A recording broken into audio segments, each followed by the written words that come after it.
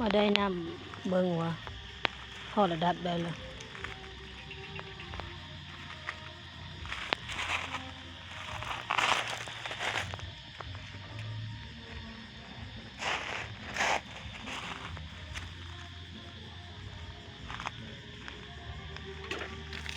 อ๋อน้ำใสเลยได้พี่น้อง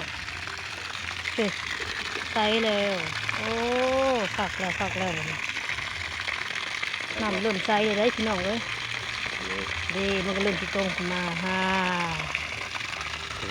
หมดแล้วยังเริ่มหมดแล้วเริ่มใสแล้วพี่น้องเลย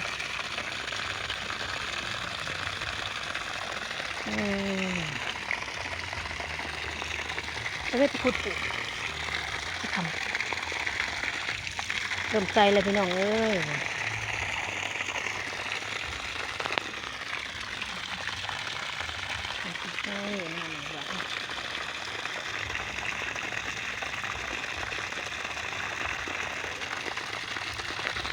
เอามาหุงมาปูเอามาหุงมาปู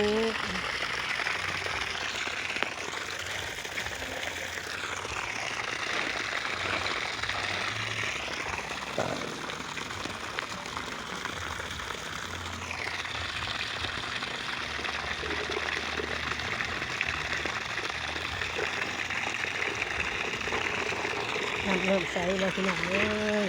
มีแห้งเลย